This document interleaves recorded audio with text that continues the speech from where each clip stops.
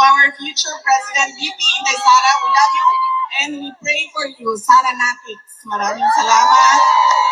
Happy birthday, VP Inday Sara. I love you from Canada, Sara Natix.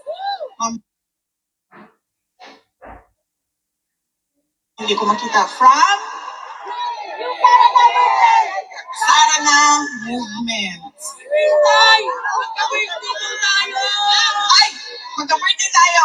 Happy birthday, sir! Ami? UK. Maraming salamat.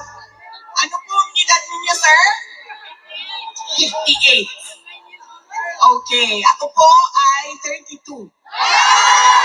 Thank you. Magkalayo po ang edad namin ni sir, pero pareho kami ng birthday. 47 na. Ang susunod ko po, anong flag yung dala-dala nila? Yung flag na blue tapos may yellow. Bangsamoro! Sweden. Bangsamoro! Di bale, sa susunod na balik ko, sana hindi na naman nababalik ako dahil nauwi na natin si Pangulong Rodrigo Duterte. Ay, memorize ko na talaga yung mga flag ninyo. Anong flag ito? Norway.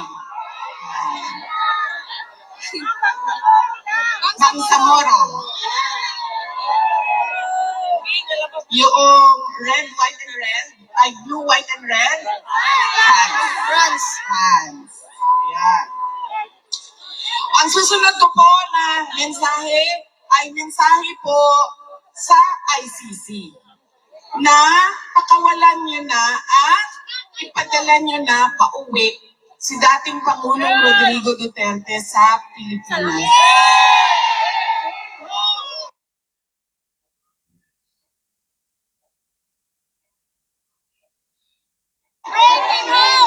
Dahil gaano man nasabihin nila na wala na kami kung paano siya kinuha, dinukot, kinidnap doon sa Pilipinas, ang importante ay nandito siya sa amin at tutuloy yung paglilitis, ay dapat hindi ganon. Dahil, di ba, sila yung nagsasabi, lahat may human rights.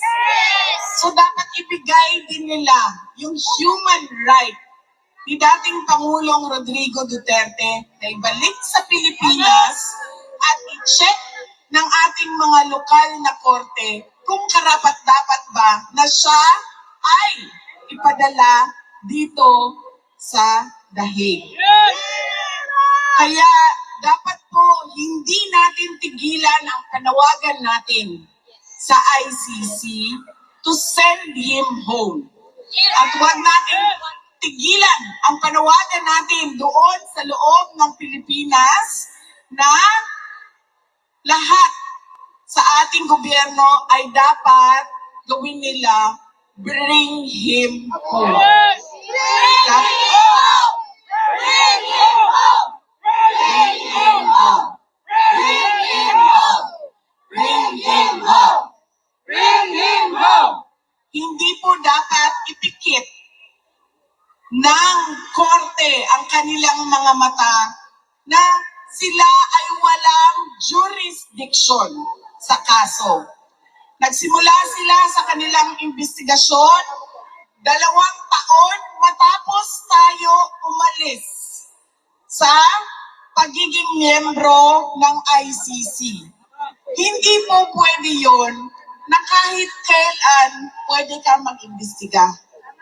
Dahil ibig po sabihin nun, kapag sinabi mo, 5 years from now, mag-iimbestiga ako.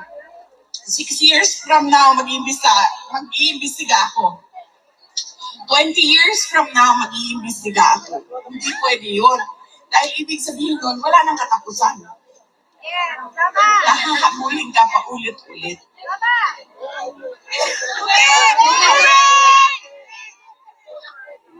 Ay, wala po si Kateki. Coco Martin!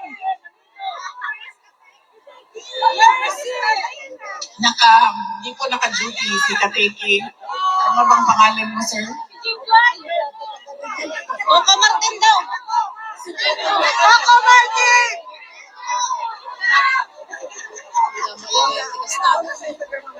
Ano daw, ma'am? Katuko? Katuko? Katuko rin dito. Hindi ko naman yun. Kakulay lang ng katuko, mama, pero mas wapo siya kaysa sa mga tuko. Ano yung sabi ng katuko? May kabalo. Tamang tuko?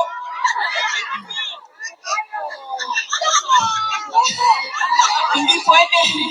Hindi pwede. Na kung kailan mo gusto ikaw mag-imbestiga, ay ganun ang gagawin mo dahil hindi matatapos eh. Kaya wala na silang jurisdiction sa kaso na ito. Huwag nilang ipikit ang kanilang mata sa pagkidnap sa ating dating Pangulo, sa katotohanan na wala silang jurisdiction. Kaya kailangan, huwag natin tigilan. Paulit-ulit ang panawagan natin, ICC, send him home. Yun lang ang hinihingi naming lahat, mga Pilipino sa buong mundo. Ibalik ninyo sa amin ang aming dating Pangulong Rodrigo Duterte. Yes! Ang susunod ko po na mensahe ay mensahe ng pagpapasalamat sa inyong lahat sa pag-celebrate ninyo. Unang-una noong birthday ni dating Pangulong Rodrigo Duterte noong March 28 at ngayon ang pag-celebrate ninyo sa aking birthday naman May 31. Binisita ko po kahapon si dating Pangulong Duterte. At sabi ko po sa kanya, ay, unang-una, nahihirapan siya maggupit. Ito pa ha, hindi marunong magluto, hindi marunong magwalis, hindi marunong maglaba, hindi marunong maggupit ng kuko. Agoy! Kasi buong buhay niya pala ay manicurista yung naggugupit ng kuko niya. So kahapon, sinabi sa akin ng gwardya, ayan, may 2 nail cutter. Gupitan mo yung tatay mo ng kuko. Eh, hindi din ako marunong maggupit ng kuko ng ibang tao. Kaya ko yung kuko ko, pero pag kuko ng ibang tao, ay hindi ko magawa. So nahirapan ako na gupitin ang kanyang kuko. At 2 yung nail cutter. So, 2 kami ng nanay ko, yung isang kamay niya nasa akin, yung isang kamay niya nasa nanay ko. Pag ganon siya doon, gugupit kami ng kuko niya. First time in my life, nagupitan ko ng kuko ang aking tatay. Meron palang tao na ganun, no, na hindi marunong maggupit ng kuko. Alam ko din, ayaw ng aking mga anak na maggupit ako ng kuko nila kasi nasasaktan daw sila. Kay tuok daw kaayo kukong maggupit o kuko na wala nang naiwan na puti. Lahat yan. Kasi ayaw ko, hanggang nandyan na yung laman. Kasi ayaw ko yung merong lampas sa lampas sa laman. Gusto ko yung talaga. Nasa dulong-dulo na talaga. Kaya yung mga anak ko, ayaw din nila magpagupit ng kuko sa akin. Hindi rin ako marunong maggupit nung tama-tama lang na gusto. Depende, iba-ibang gusto ng tao sa kuko nila. So, yun. Ginupitan namin siya ng kuko. Tapos habang nagugupit ako ng kuko sa kanya, nakatingin siya sa akin. Tingin-tingin siya sa akin. Tapos sabi niya, alam mo, habang tumatanda ka, nagiging kamukha na talaga kita. Sabi niya sa akin. Tapos paulit-ulit niya sinasabi, kamukha na talaga kita. Tapos sabi ko sa kanya, Papa, kamukha mo ako. So, sinong mas maganda sa amin ni mama ko? Ako o siya? Ay, sabi niya, mas maganda ka sa nanay mo. Pero sa totoo lang, alam nyo, lagi yan, di ba, na sabi nila, improvement of the race daw yan. Maganda ang nanay, mas maganda ang anak. Pero sa amin, hindi ganyan ang nangyari. Alam nyo po, mas maganda ang nanay ko kesa sa akin. Nasaan na yung... Yan. Babay ka, ma'am. Yan. Kung ako ay 31 years old lang, ang nanay ko po ay 47 years old lang po. Teenage pregnancy po ang nangyari. Biro lang ha, baka meron na naman dyan mga ayaw umintindi at hindi pinipilit na mali ang nasabi. Yan po ang nanay ko. Kahapon, binisita namin si Pangulong Rodrigo Duterte. Masaya siya, nagtanong naman siya, in-update ko naman na siya. Ano nang mangyayari sa oath-taking ng mga nanalo sa Davao City?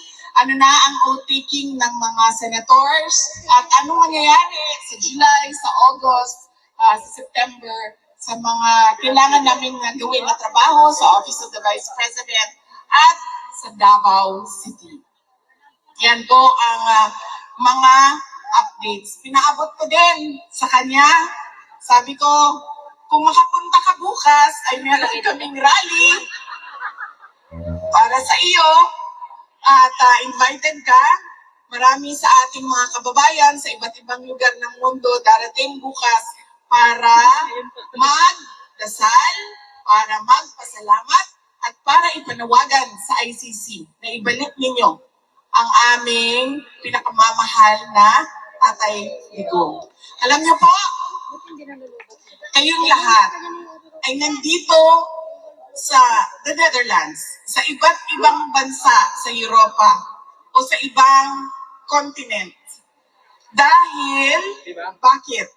Naghanap kayo ng oportunidad para sa sarili ninyo at para sa pamilya ninyo. Hindi po ba nakakalungkot yon para sa isang bayan na ang mga tao ay umaalis?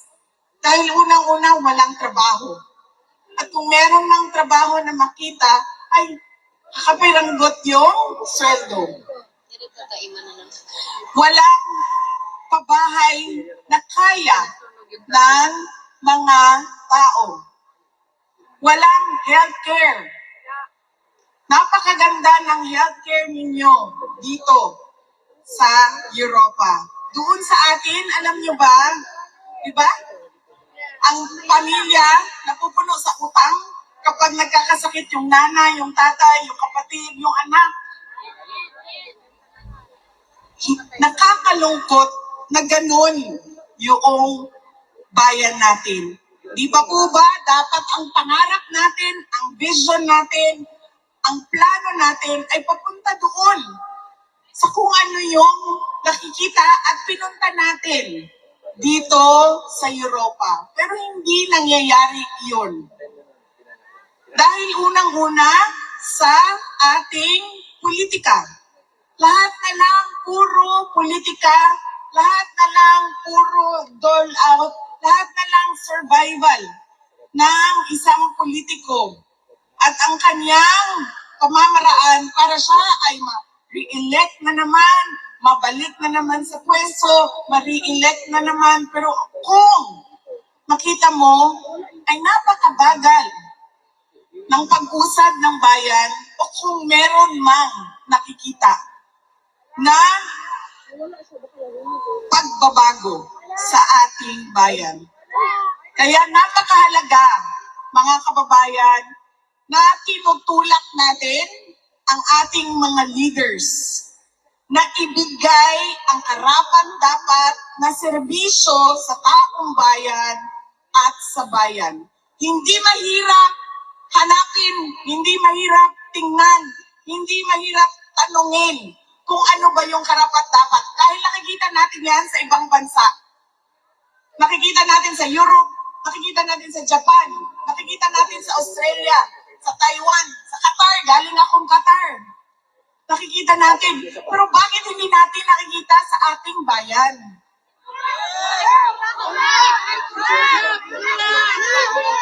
Diba? Hindi ko sinasabi na maswerte kayo kasi nandito kayo. Dahil marami sa inyo ninyo, hindi nyo naman dala yung pamilya ninyo eh. Yung iba, oo, nadadala nila ang asawa nila, ang anak nila. Pero yung iba, nandoon yung pamilya nila.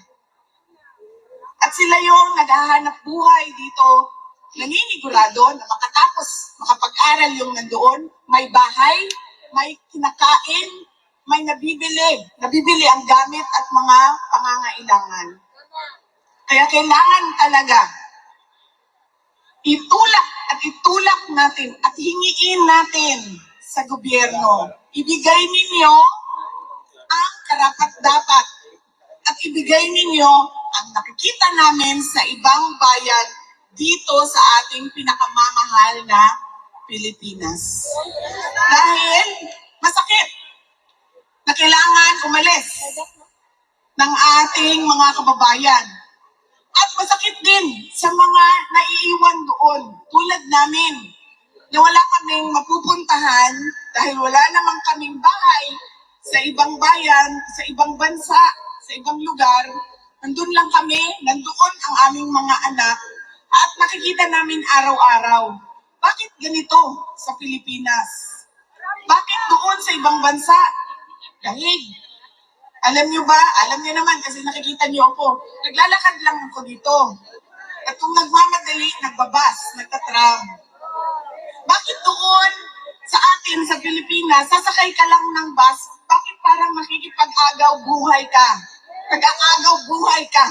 Sasakay ka lang ng bus. Diba? Ang daming namamatay sa tricycle, babangga, nang hold up. Bakit? Basta lagi. Masakit sa akin. Lalo na, kakagaling ko lang sa Qatar, ma'am. So doon sa Qatar, meron silang national ID. Sabi nila sa akin, lahat ng pangangailangan nila nandoon sa loob ng national ID nila. Ganito din sa iba't ibang bansa, diba? Nandoon na lahat. Healthcare mo, driver's license mo, utang mo nandoon. Diba? Nakikita yung utang mo. Nakikita doon kung nahuli ka na ba o hindi. Nakikita doon lahat. Nakikita. At pupunta ka sa hospital ko, ayan ang health card ko, babayaran yan ng gobyerno ang aking pagpapagulo.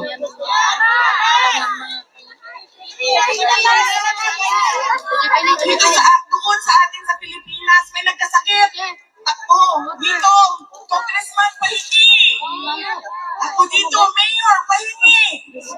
Ako dito, konsehala pahingi. Tapos, pagpunta mo sa PhilHealth, 2,000. Ibigay sa iyo. Wala ng pera, PhilHealth.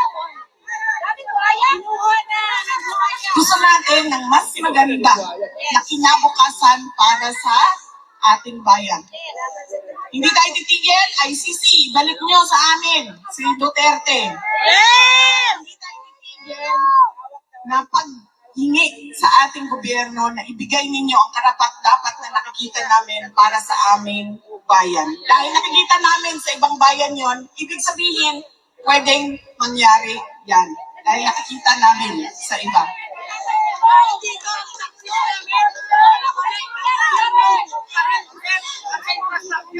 Sa Pilipinas, ang takas namin, pinupulsa ng mga buhayang politiko.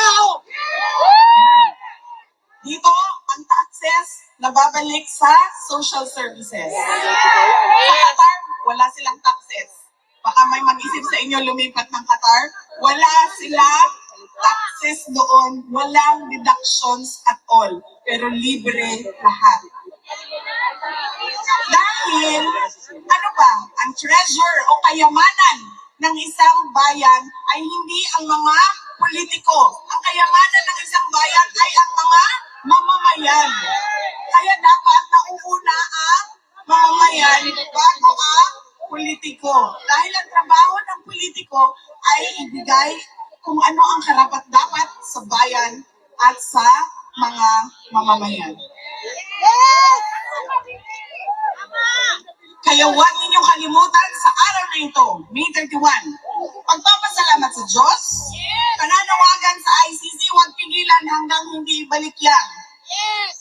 Pagkaitigong natin. At pangatlo, panawagan, demand sa gobyerno ng Pilipinas, ibigay ninyo kung ano yung karapat-dapat para sa taong bayan at sa bayan. Yaan ang tatlong mensahe na kailangan natin isa puso at isa isip lagi. Na kahit saan man tayo pumunta, ay kailangan natin magkaisa na gawin at magkaisa sa panawagan at magkaisa sa demand natin sa ICC at sa ating pamahalaan. Hindi po mahalaga ang reconciliation. Bakit ba? Bakit po merong reconciliation? Mahalaga ba ang problema natin na personal? Diba mahalaga ba ang away nating dalawa, ma'am? Hindi.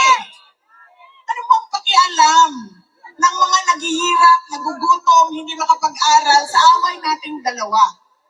Unahin natin ang trabaho at unahin natin ang pangangailangan ng taong bayan. Yaan yung trabaho nating lahat bilang mga mamamayan at mga mamamayan na nagmamahal sa ating bayan. Yan po ang kailangan nating gawin. Isa puso, isa isip.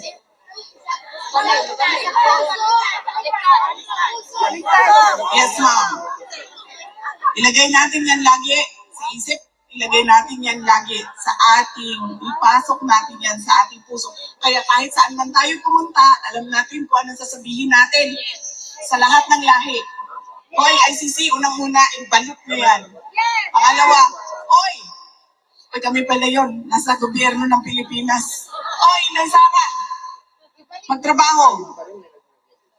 Huwag na yan, unahin yung pakikipag-away. Personal na mga problema ng mga politiko. Yan po ang kailangan natin gawin at yan ang ating panawagan. Alam niyo po, madami ang nag-celebrate ng May 31 dahil birthday ni Sir. Ay, go on, Sir. Marami ang naghanda. Nagpapasalamat ako kay Senator Amy dahil merong 3 lechon para daw sa inyong lahat. At merong 300 na cupcakes galing kay Senator Amy para daw sa inyong lahat. Sa Pilipinas at sa iba't ibang lugar sa mundo, madami ang nagpa-party at nagpa-Thanksgiving. Marami ang nagpa-feeding at nagpakain sa mga gutom. Marami ang namigay at nag-share ng blessings nila sa iba't ibang mga kababayan natin doon sa iba't ibang lugar sa Pilipinas. At marami ang nagbigay ng kanilang mga birthday wish.